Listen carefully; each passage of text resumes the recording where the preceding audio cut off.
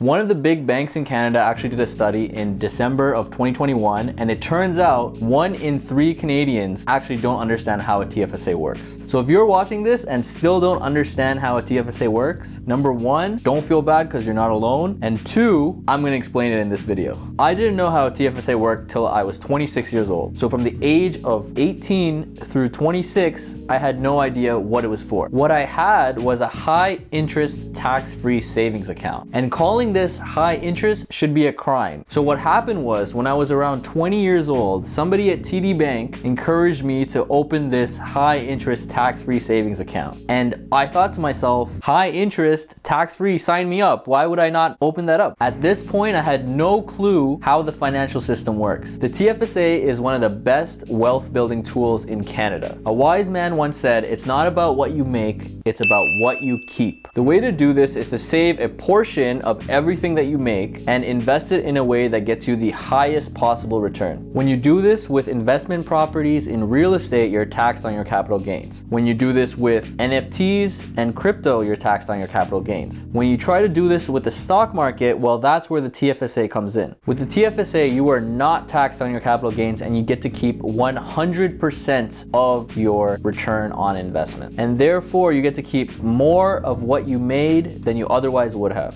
We're actually lucky to have this because in the United States, there is no account that's similar to the TFSA. So let me tell you how the TFSA came to be. It was implemented in January of 2009 by the Stephen Harper-led government to better assist Canadians meet their savings goals, allowing them to set money aside in eligible investment vehicles and watch these savings grow tax-free. Okay, so you're probably sitting there wondering, okay, I get it, but how does it work? Basically, the account is a tax shelter for your capital gains. Think of it like a basket. And in this basket, you can buy stocks, you can buy mutual funds, you can buy ETFs, you can buy shares of REITs. So how it works is when you contribute money to it, you don't actually have to leave it there sitting in cash, generating 0.01% interest. You contribute money to it and purchase one of these investments within your TFSA, obviously after you do your own due diligence and consult with an investment professional. And the great part is, any investment income earned within the TFSA will never be subject to income tax. You can also make withdrawals from the account at any time with no tax consequences. Let's take a look at an example. So there is a limit to how much you can contribute to your TFSA. It's not like an unlimited amount that you can contribute to your TFSA, but the contribution room for each and every person started running from when they turned 18 years old. For example, if you turn 18 years old in 2009, when the TFSA came into existence, you have the maximum amount of contribution room out of anybody. I turned 18 in 2011, so I have just under the maximum amount of contribution room. In 2009, the Canadian government decided that the contribution room would be $5,000. Each year, the government decides how much more annual contribution room they want to allow Canadians to have. This contribution room is cumulative, so meaning it adds on and you carry it forward. For instance, if the contribution room in 2009 was $5,000 and the contribution room that the government allowed in 2010 was $5,500, you now have $10,500 contribution room available if you didn't use it in 2009. So if you want to check how much contribution room you actually have available today, you can log into your CRA My account, and if you scroll to the bottom of the page, you can see your contribution room available for your TFSA and also your RRSP. The TFSA is actually a type of registered savings plan. It falls under the category of registered savings plan because it needs to be registered with the CRA to qualify for tax benefit. To open one, generally you contact your financial institution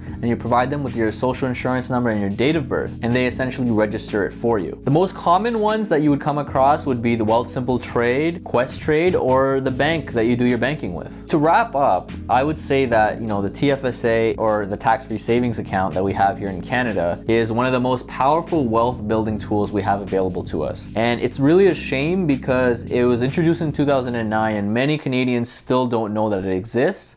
And even if they know it exists, they don't know the proper uses for it.